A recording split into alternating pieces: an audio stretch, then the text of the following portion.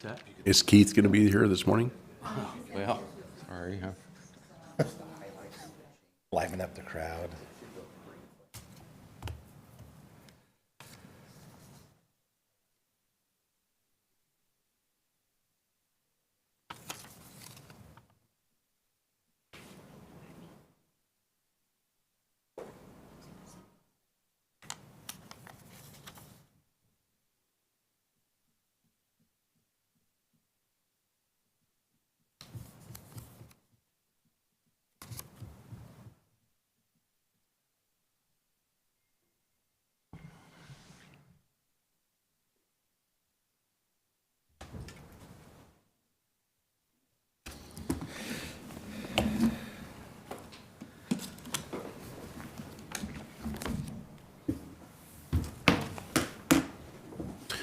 Okay, it is 9 o'clock, and it's the 27th, Thursday.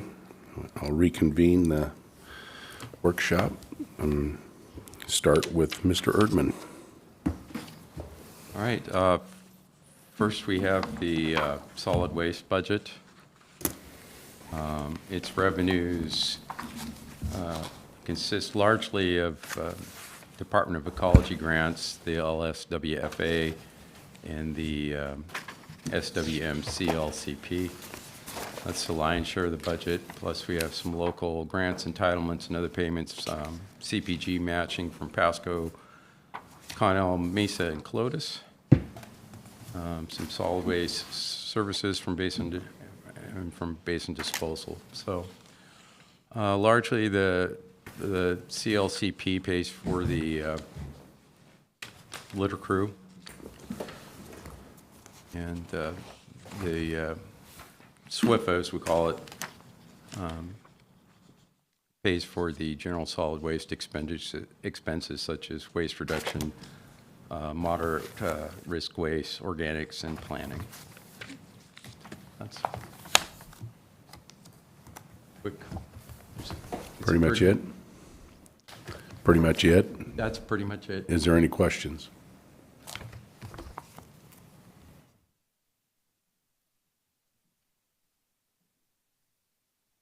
What are the changes from last year? Or are there any? The grants kind of go up and down, so that's, Okay, if there's any changes, that's generally what explains it. You'll have to forgive me, it's my first year on the solid waste side of it. I'm still kind of getting my head wrapped around a little bit. But mostly the state grants from ecology, sometimes there's a lot there, sometimes there's not much. okay. And we do the best we can to anticipate what that's going to be. All right, thank you. Great. Can I ask a question? May this be better directed to Tim. That large balance there that's for fund balance reassign, what's going on there? This is, are you talking the 170,000? Yeah, that one. 100 and, It's the estimated beginning or the estimated ending fund balance. I don't know if one was submitted this year or not. I'm not seeing one. That's actually what I was kind of eyeballing.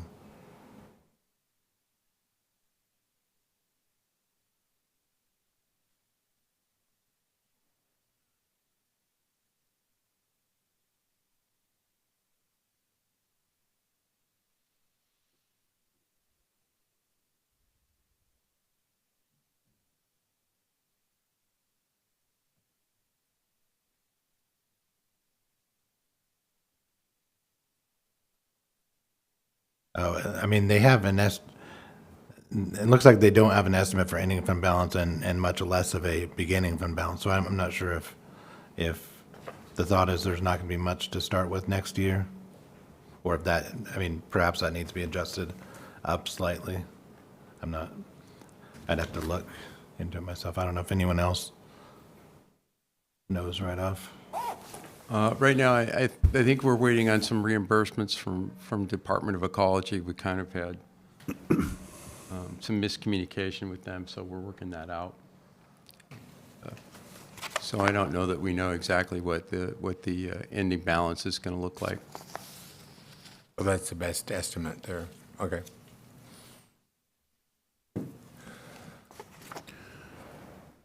there any other questions?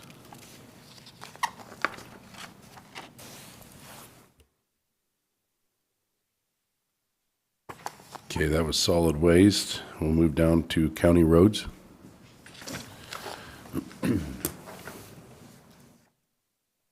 right, county roads. Well, our revenue largely comes from three general sources, which are the property tax, state gas tax, and then our federal and state grants. The first two,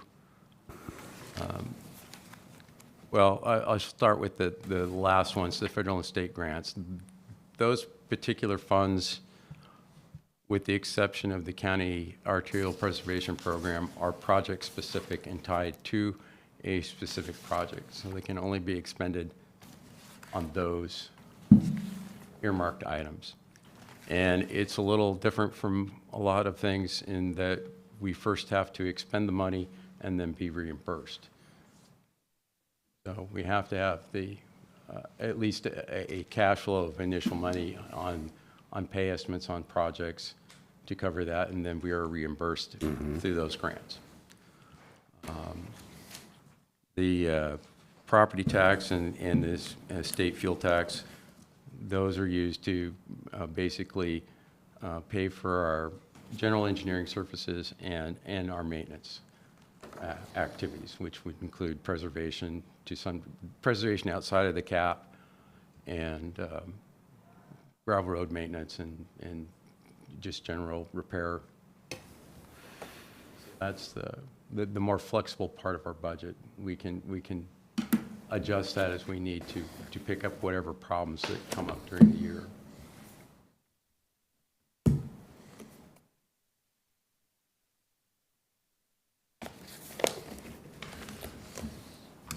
In our expenses,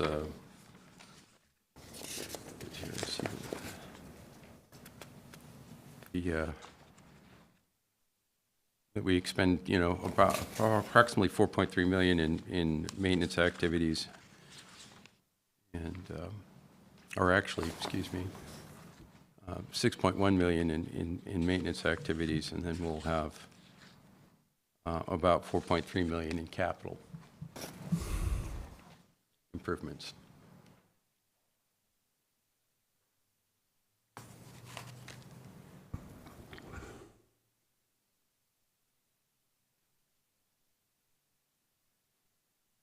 So on the increase of the state gas tax coming in January, is any of that going to be coming to us? We might see a portion of it. I'm not sure if the counties were included. There oftentimes if we get anything, it's usually a fraction. And I have not, to be honest with you, I don't know off the top of my head whether we're looking to see much of a kick. If we do, it won't be much. And then line item 1100, PILT, U.S. Department of Energy. It went up from 20 to 21, from 21 to 22, but it's now going to be the same at 140 from the Department of Energy. Yes.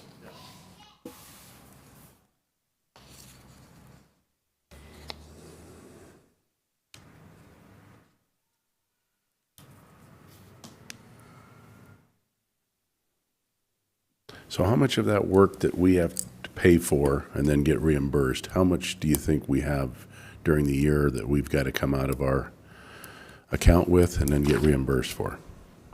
Last couple of years. Oh, well, generally, it kind of happens in phases. It depends on the length of the project itself. So we generally have pay estimates every month. So we'll pay the contractor, and we'll submit for reimbursement, and we'll get those back in 2 to 4 weeks, and that keeps the cycle going. So for most projects, it's eventually it's 100% of whatever the construction cost of the project is. Less than a match. Let's match. We've been fortunate lately. The state has been backing projects at the 100% level, which is nice. Not all of them, but we have seen some of that. So typically our match is, somewhere between 10 to 13.5%, and sometimes occasionally 20%.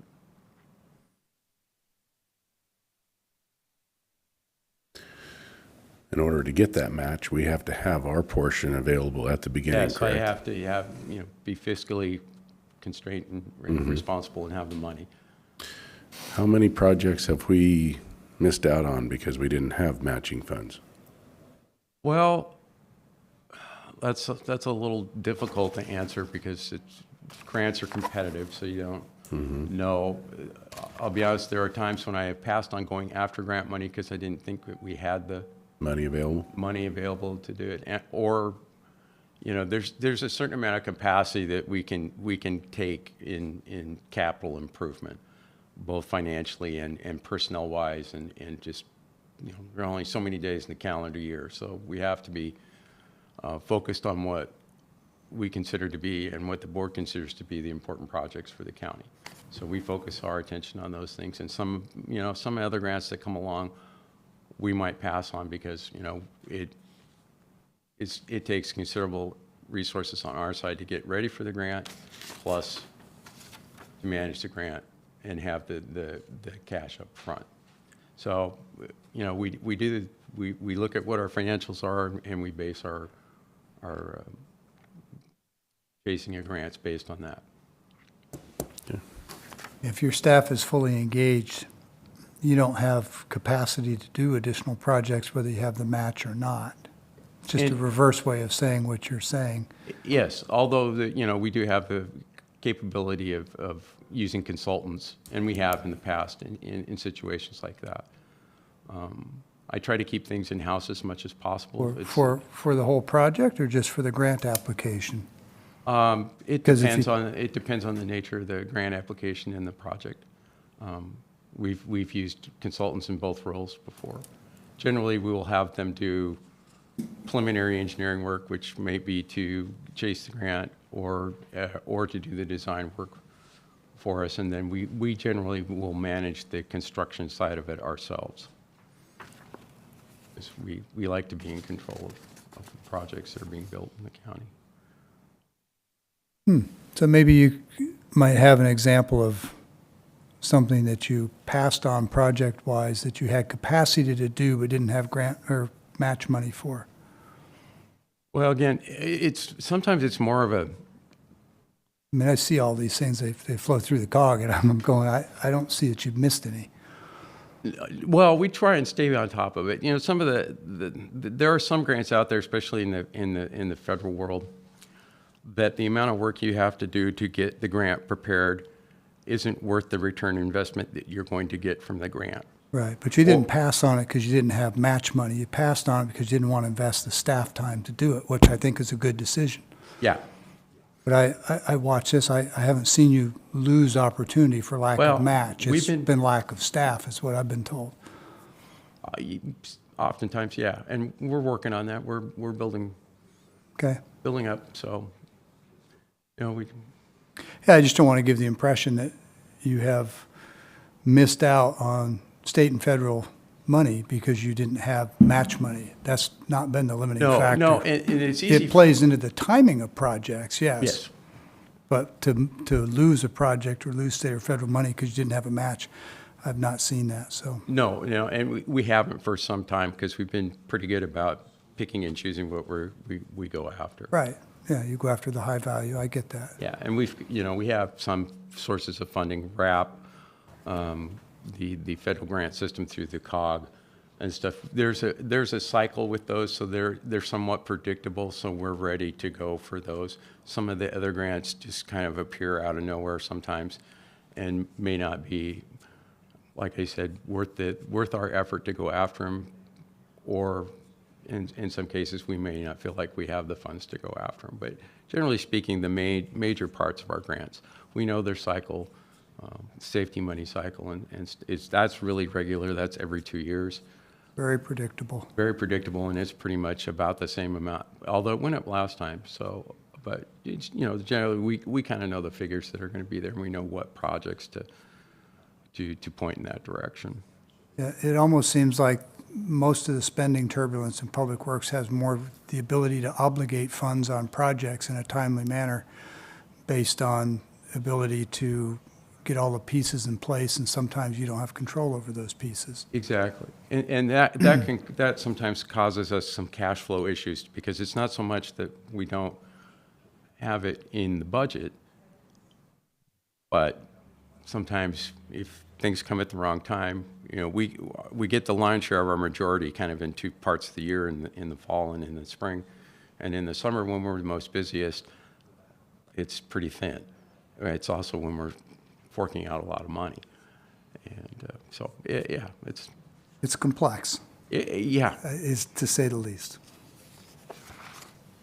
I have a really good staff. They do a good job of making sure that we, you know, sometimes we get thin, but we tighten up and we get it done.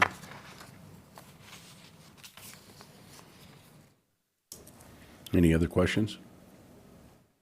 I have no other questions. Move down to Public Works Motor Vehicle Miscellaneous Funds.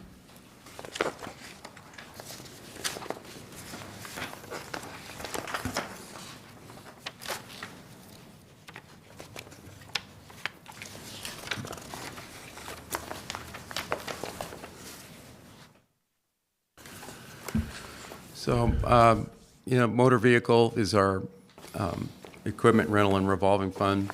That's where a large part of motor vehicles revenue comes from, is from the rental rates of equipment from Public Works and from some other departments that are in the ER&R fund. That speaks to most of the revenue. There are some other revenues. Typically, ER&R also, if we're going to hold on to materials for long term, they'll go into ER&R, and then County Road will purchase them back out. Occasionally, you know, if we have some excess material, sand generally is kind of a good example. We might sell some to the school district since they're next door to us and have a need for a small amount of sand. And since we bring it in by a large amount, we'll earmark some for them and through our ILA, sell them a little bit of sand. And it also generates revenue from doing service work on other vehicles, such as Sheriff's Department and stuff through the ROs.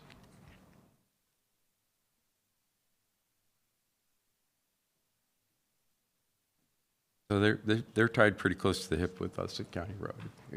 If we're busy and working, they're bringing in revenue from us, and if we're not, well, like I said, we're tied together.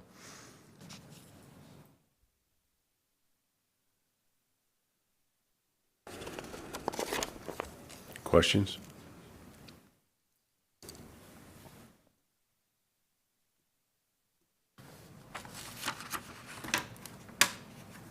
So if we get this car pool going, is that part of this department? I would advise it not to be. I think it would be better to be operated outside of ER&R. Outside of ER&R? Because? Well, the vehicles that, you know, if the proposal's going through that come in, they're used, they've got some miles on them. So it would be difficult for us to determine what their value is going into ER&R, and that might be a rather large, you know, that might be a bit of a sticker shock for the department putting into the ER&R, because there would probably have to be some replacement money up front to replace these vehicles down the road. Excuse me. So I think the best bet right now, in my mind, is that set up the pool separately through current expense and however you guys want to run it. We'll be happy to, you know, service them. and charge on the ROs, but I think it's going to be cheaper for the county in the long run to keep it out of ER&R. Until such time as if the county decides they want to buy new vehicles, and then that would be, I think, appropriate to look at putting them into ER&R. But I think because of the nature of the amount of miles on the vehicles we're talking about, I think the setting up the initial replacement cost for them in ER&R might be kind of cost prohibitive. In effect, you'd have to set up a replacement cost based on their current value, which is nil. Yeah, yeah. And so when the car dies, there isn't sufficient money to buy a new one, and you're not going to go out and buy a 10-year-old one with 150,000 miles on it. That's why it doesn't work. ER&R has been brought up several times this week, and this is probably a good time to reinforce the point that there are departments who are choosing to have current expense, this budget process, buy their vehicles for them. Then they maintain them outside the county structure, which may or may not include the appropriate safety reviews and equipment to minimize county liability, things that would normally happen through ER&R. And instead of having the higher monthly costs, which are higher because they have to include a payment for future replacement of the vehicle, they simply wait till the vehicles die, and then they come back here to the board and ask us out of current expense to then buy them new vehicles again. So there is no cost savings to the county, in my opinion, by keeping them out of ER&R. It's a fiction. All it does is move the replacement cost over into current expense as a one-time major buy that comes up usually in groups of vehicles, sometimes in maybe 3 out of a dozen will get turned over every 4 or 5 years. But the county's still paying for it. It's just that it's not coming out of department budgets. If we were to fund the department budgets properly for ER&R, I think the total cost to the county ends up being the same. That's probably true. We have more predictable maintenance. We keep our maintenance facilities and our employees warm, meaning on the job and busy. And I think we mitigate some county liability because when you have public vehicles like that worked on in the private sector, I suspect we don't have the same liability protections, and we may not have the same insurance protections through the risk pool either, should something happen with one of those vehicles on the roadway and it injures someone or something. So just thought I'd get that on the record. We've talked about it a little bit this week, but this notion that it's cheaper to buy their own vehicles and operate and maintain them themselves increases risk and doesn't change the cost. It's just how it gets budgeted. Right. To make the statement that these vehicles are worth nil, I don't know what world Commissioner Peck's living in, but I look at used vehicles, and it's far from nil. A vehicle with 250,000 miles on it, 7.3 diesel, is going to bring about $25,000 right now, because I'm looking at them. So the price of these vehicles, even though they're used, it's not nil. They're worth money. No, and we would have to value them if we brought them into ER&R so that we could set up the proper replacement value for it. It's just that it depends on where, since they're being, I guess, essentially donated from from another department, that makes that a little more complicated of a task to get it into ER&R and not make the rental rate. So the world I'm living in, by the way, is the real world. There's a difference between a gas-powered, rear-wheel drive, 4-door sedan with 150,000 miles on it and a 3/4-ton diesel. The supply and demand in the market is very different. The price curves are different. The depreciation schedules are all different. That's the world I live in. The vehicles we're talking about, pool vehicles, are largely for staff operation, and they're passenger sedans, which currently have a higher depreciation rate than a 3/4-ton diesel pickup. So that said, even if we're talking a vehicle that is worth 3 times what it would normally be because of supply issues, the replacement vehicle, the new one, is also worth a lot more. So it's relative dollars. So whether you call it nil or you say, okay, it would have been worth $4,000 and this market's worth $8,000, well, the new one isn't 30 anymore either, it's 50. So I think the logic still applies. I think we need to look at If we're going to have vehicles outside of ER&R, those departments need to be funding for those future replacements. There needs to be an escrow fund. The whole thought process in this is the sheriff runs through his vehicles. Those vehicles can be used for our elections department and other departments, not on a full-time basis, when they need them, to save us the expense of buying new vehicles. So the whole thought process is to use these vehicles in a pool, and as he cycles out of vehicles, those vehicles come into play, and the ones that we're using go out of play. There's a process here. The sheriff is getting new vehicles every year, and this is what we're trying to do, is suffice the county and be conscientious of spending.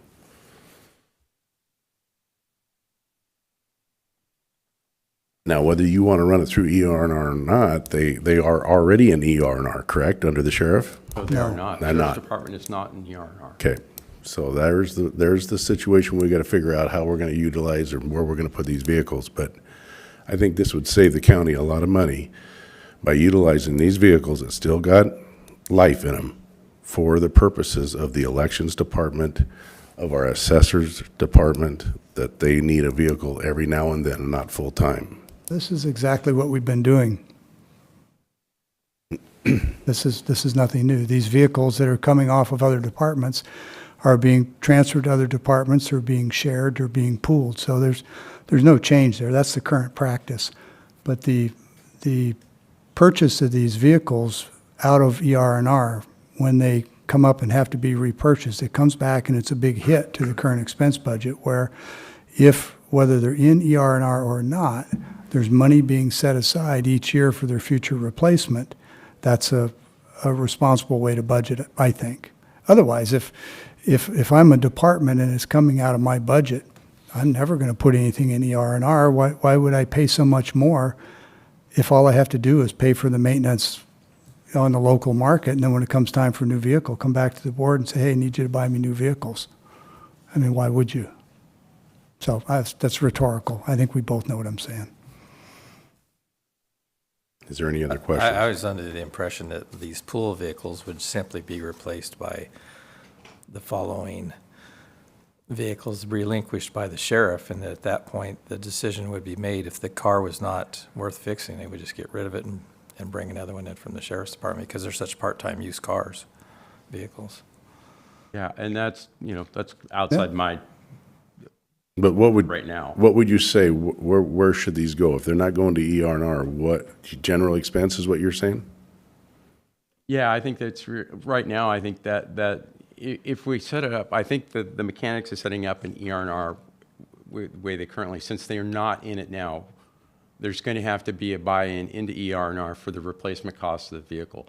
That could be, so this is kind of the front end of if they wait and run the wheels off of it and buy a new one down the road, or not, or if they just keep cycling used vehicles into the pool.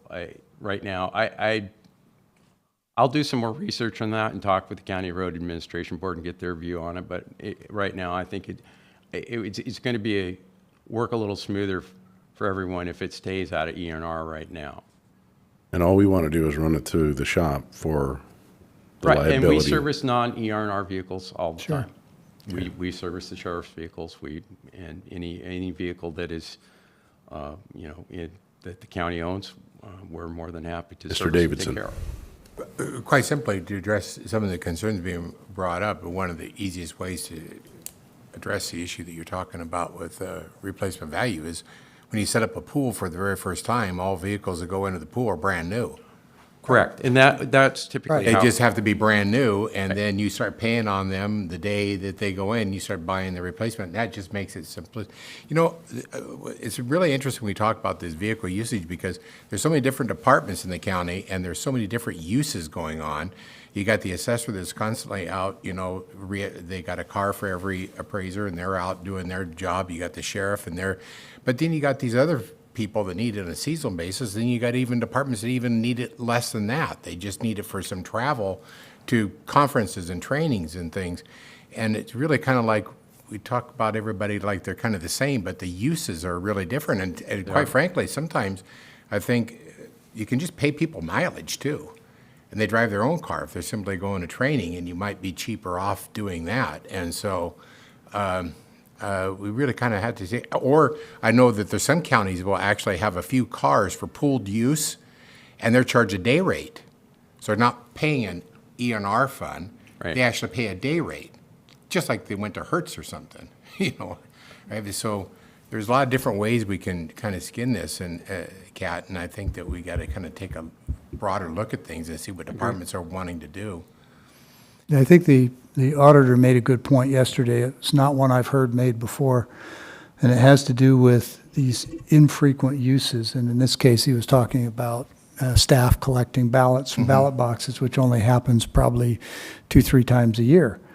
But having a properly marked county vehicle with people who are properly identified collecting ballots is a lot more reassuring than watching somebody drive up in their, personal 3/4-ton diesel pickup and collecting ballots, because you just don't know who I that can is. personally attest to that. My daughter works in elections in Benton County, and she's collected ballots in her own car, and that did become an issue.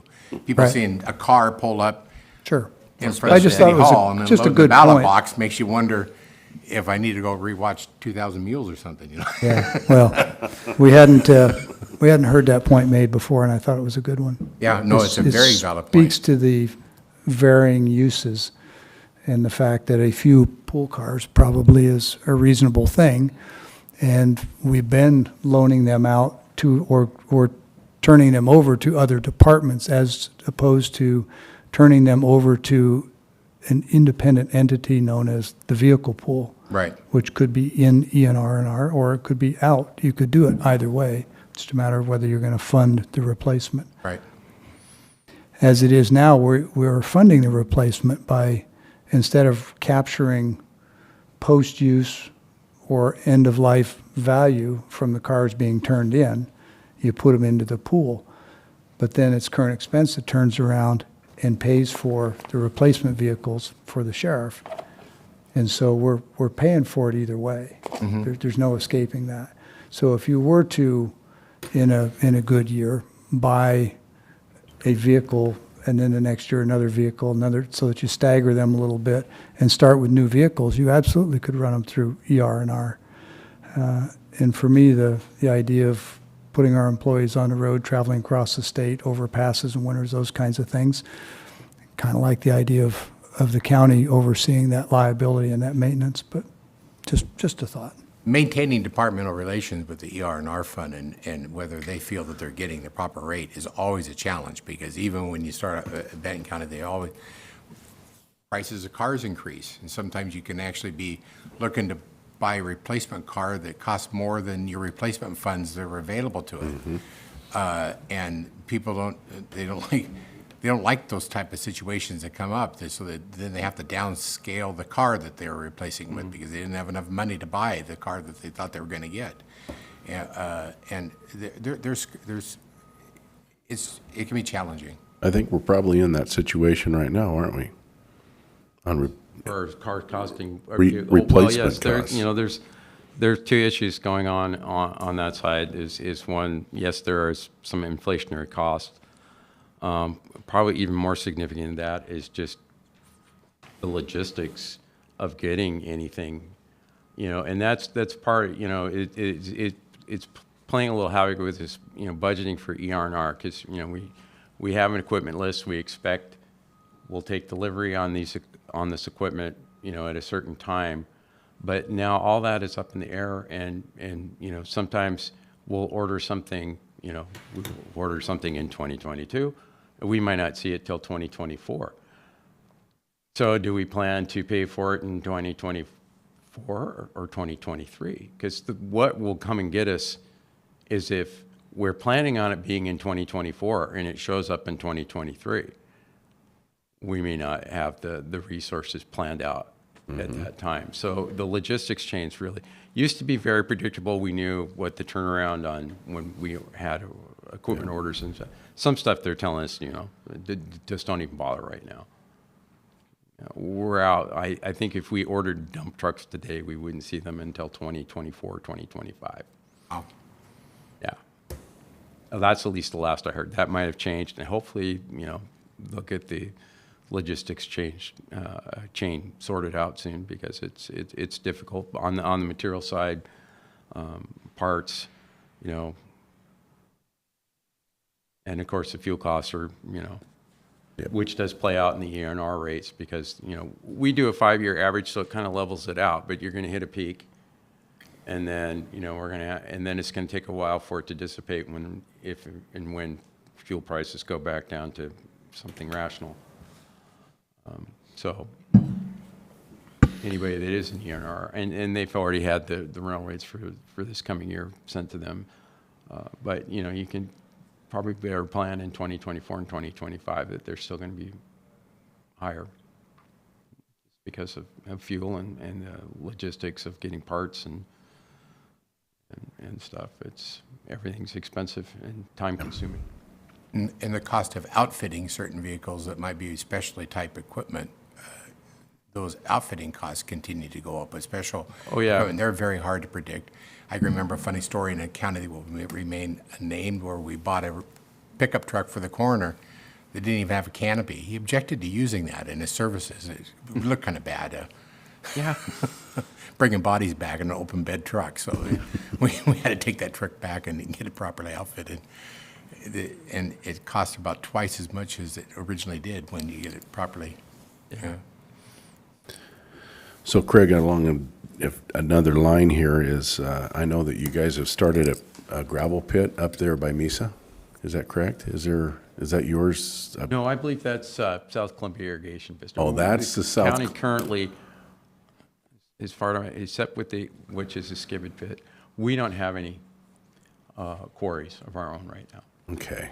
That would, 'Cause- you know, maybe someday we can fix that, I don't know, but it's a heavy lift. Yes, it is. So we're- you're still We're getting, looking to partner up with other agencies in the area. We kind of missed out this last time, but we're going to work with South Columbia Basin Irrigation District and some of the other agencies locally to see that do have quarries, that when they open up their pits and crush, that, you know, we can get some material out of it. It's always nice to have, you know, we have good suppliers, and I have nothing against our suppliers, but it's nice to have your own on hand in case yes, you need to have it, so. exactly. And I would even foresee maybe going in partners with them on the crusher for a portion of the gravel that comes out of it. I think that'd be even a better deal for us. It might be, but you have to look into that. I mean, it's been a long time. Wallowa kind of used to run its own crusher. Most everybody that had their own crusher. pretty Not much- have ours. We rent it. We actually hire Copenhagen, who's doing a lot of it around here. Right. To come in and crush a Yeah, big you pile see- of gravel for you. There's about 3 crushing outfits, Diatley, Copenhagen, and Conan are the 3 that come to mind. But if we went in partners with South Columbia and they build our own pile of gravel, so Well, that yeah, it's and our that's what I'm gravel. talking about, is so that we want to, in the future, we want to work with them, so when they go to their next, this next crushing contract they're doing is it's a small pit and doesn't have any extra capacity other than their need. So we're going to work with them so that in the future, when they go to some of their other pits and quarries, that we'll be able to piggyback on and have them crush some rock for us, because that will be a savings, and plus it will give us some on-hand reserve that otherwise we might have trouble with. Any other questions? Just real quickly, you talked in ER&R that one of the things you do is you stockpile and sell to the school districts the sand. Right, if we And have stockpiles, that would go into ER&R. We inventory those stockpiles every Has- year, has- sometimes twice a year. Because I don't know, I'm just asking a question, has partnership ever been explored with DOT? Is that something that could be practical? And that we could develop the economies of scale because of how much they buy? That might be something to look at. In the past, I don't believe we've ever done anything like that, but I'm willing to explore that with them. Because their laydown yard isn't too far away from, No, they're just down here on Fourth. yeah. So they're around the corner from us. So yeah, that might be something to explore. Any other questions for Mr. Erdman? Well, I want to thank you very much. Thank you. hopefully I answered your questions adequately. Yes, you did. Keep up the good work. Thank you.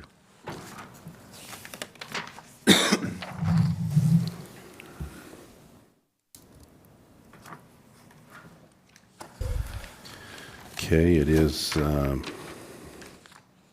9:41. Do we want to tackle the Hapo Center right now? Or, Well, okay, tackle the RV park right after that. you betcha. Sounds good to me. Thanks, guys. Thank you. I was told that was Franklin County's pit up there. And I go, really? I didn't know nothing about that. I should have known about that. It wasn't. It's the South Columbia Basin Irrigation.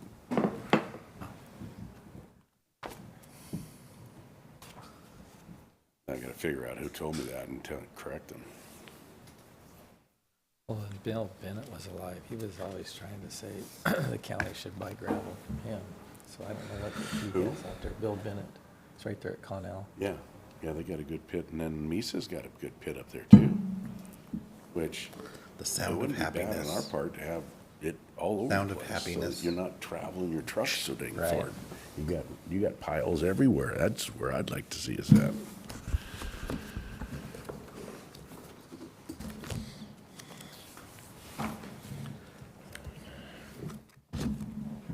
Yeah, we're ready. We're gonna start, we're gonna start with a Hapo, and that's Keith. But you might as well settle in and be ready. Settle in, oh my gosh. On the Happel Center. Mike, there we go. On the Happel Center, because of the significant changes going on because of COVID, we simply have brought forward the budget from 2019. There's just so many unknowns about what events are going to happen there after the first of the year. At this point, a lot of those contracts have not been completed and are in the process of being negotiated. We anticipate, assuming there's no shutdown for COVID-like issues next year, that it'll be a similar year to 2019. And so we have brought forward that same budget, and I think that's a pretty reasonable expectation. I think the thing that we focus on there is what's the level of general fund support for the potential, what's the word I'm looking for?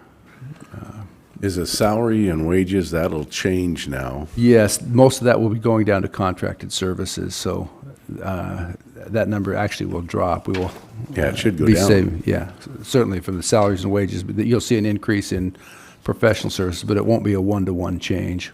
We're actually saving some money by going with the outside operator.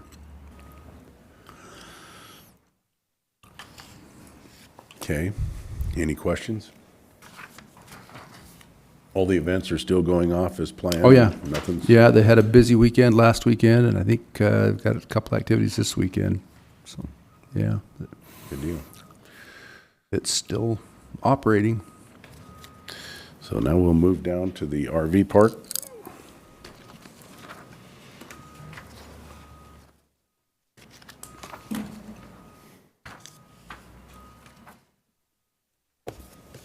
RV park's doing well too. Susan's managed to really make a lot of improvements and changes out there, and I just want to commend her for the work that's been done. Not only just in the physical improvements of the park that have made it more marketable, but the relationship with the tenants out there has improved dramatically. I think I can't remember the last time we've had a complaint that reached my desk from the RV park, and that's, Years. yeah. So that in and of itself is good for the county and good for the park. So I appreciate Susan's effort to make sure that communication's happening and people are aware of what's going on and are pleased with the changes were made. Hard for you guys to measure what I do out there. Look at the Google reviews. You'll see tons of good ones. Yeah, we've had, things that we don't necessarily talk about in this meeting, kind of details that trees, for example, whose roots have become exposed and were at risk of breaking up the concrete and had to be removed. And people were tripping over those roots as they walked across the grass, creating liability issues. And a number of overgrown bushes and trees that had to be removed and replaced. So there's a lot more work than just checking people in and out of RV spaces every day. And Trimmed trees yesterday. so So I got some questions for you. Are you hearing any complaints from the people that are staying there that they only got, what is it, 6 months? A few, but, you know, I explained the roles. You I know. We're not a mobile home park, we're an RV park. and Right. But Temporary. my question is, do they have a place to go to after they leave there? Because I've heard all the RV parks are full, jam-packed full. In fact, driving out the old highway, you're gonna see RVs out there by those spud sellers. They're hanging their laundry on the fences. People are looking for a place to park them because there's a lot of houses that were sold and they're moving into RVs. Exactly. I try to get them 2 months prior to their end of their reservation stay. About another month, hey, and then that, at the end of that month, I say, hey, reminder, just kind of fill them and see what they're doing, and then I call around, like, I have a good rapport with the KOA and a couple of the other ones, and they call me and say, hey, do you have room? I call them, hey, do you have room? So, Are you completely full? yeah, You are. yeah. So would there be a need, because we had a proposal to put, what, 6 more spots in? Was it, Keith, that we were? well, we were going to put 10. There's currently 12 there, and we were going to refigure that so that we had 10 with full service hookups. But And then we were gonna have a clean out, put in a clean out. Would that be, There is no room for a clean out. there is no room? There's just, like, the way it's configured, I don't even know where I would. Put it. Yeah. Okay, So the way it's been done now is people that stay in the power and water sites, Mm-hmm. before they leave, when I have an open site, they just dump, and that's the way it's been, and it kind of works a little bit. I was trying to make it better for 10 more people, right. you know, and, but the demographics of the people that stay with me, we have traveling nurses that stay for 3 months. We have a lot of construction guys that are doing the overpass over by Lewis. We have people working on Reesers. I have people that work in Hanford. I have, and then I have the overnights. And my balance is, I want to keep it full, but still have room for people to overnighters, people staying at the Hapo Center. You know, I have a lot of customers coming in.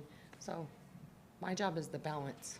And I think you're doing a great But job. It is full, so, what is it, 91%?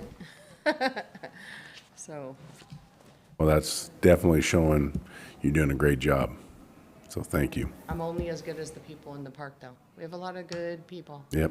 a lot of travelers, a lot of people say thank you. So, Any other questions? I have a question on the electric meter revenue. What exactly is that? so when I came in, we did not bring in any revenue. They didn't pay any of the electric.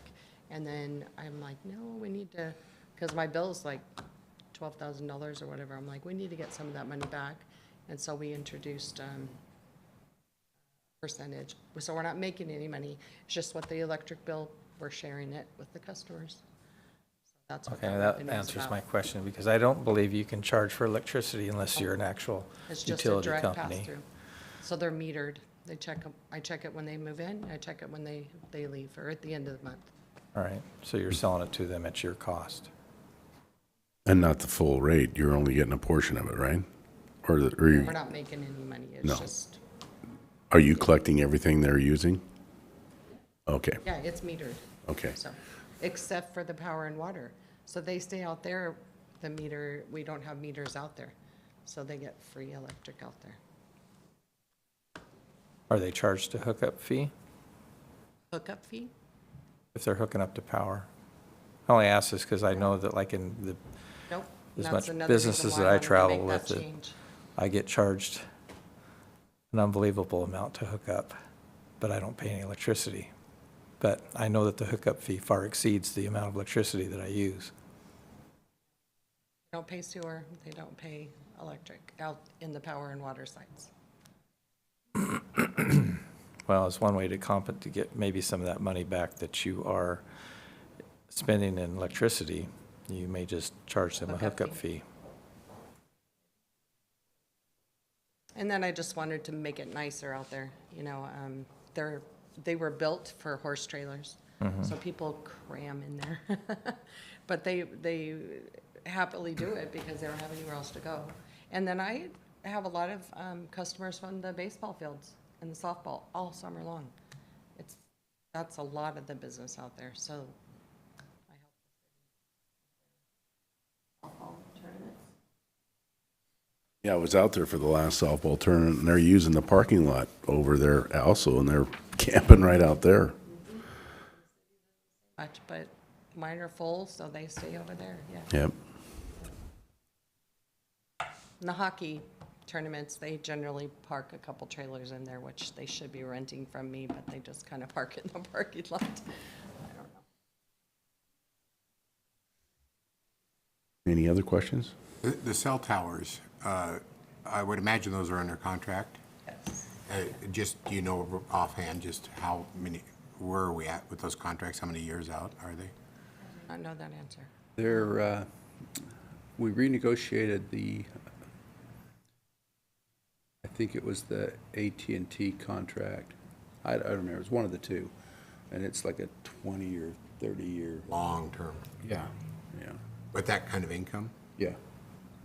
And then There's an the, escalation and- each year built into the contract. and the other one is coming due?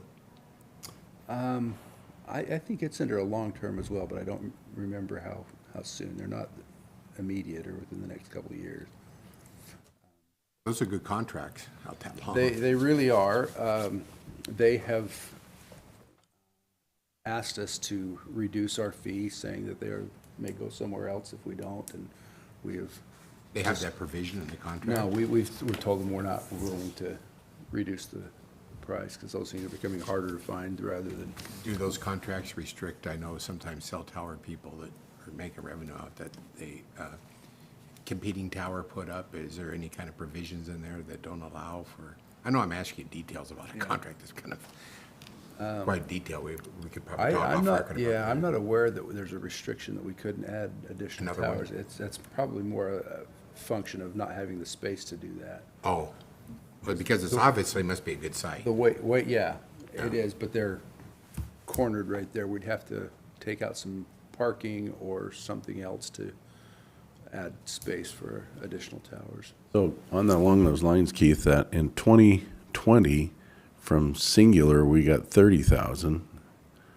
Then it went down to 21, and then it went down to 20, and now it's up to 22. Why is the variance in that? That may have been the timing of those payments. Yeah, that's what I was just gonna say. One of them is like December-ish or something, and the one is, yeah, Oh, okay. yeah. One pays one check the whole year, and then the other one pays.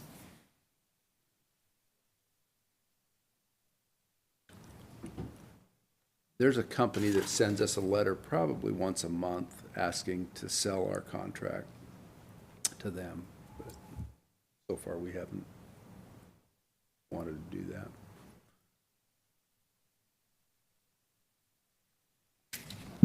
Okay, are there any other questions?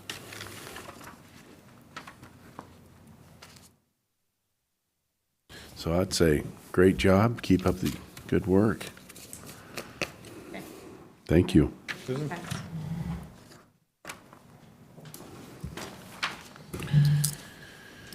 Do we have anything else to catch up on, Keith, for this morning? I don't think so. And I don't think we want to get out of order like yesterday, do we? Tim Waters probably is not available. I can check to see if they're here, or can be here earlier, because I don't think Human Services is going to take the full 45 minutes, but yeah, my recommendation will be to recess until 1 o'clock, and then I'll see if Tim can be here a little early, and we Yeah. should be able to wrap up by 2. Yep, sounds good then.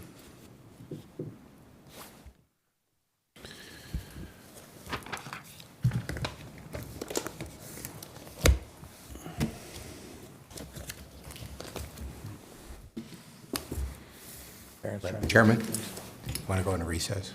Yes, we will recess and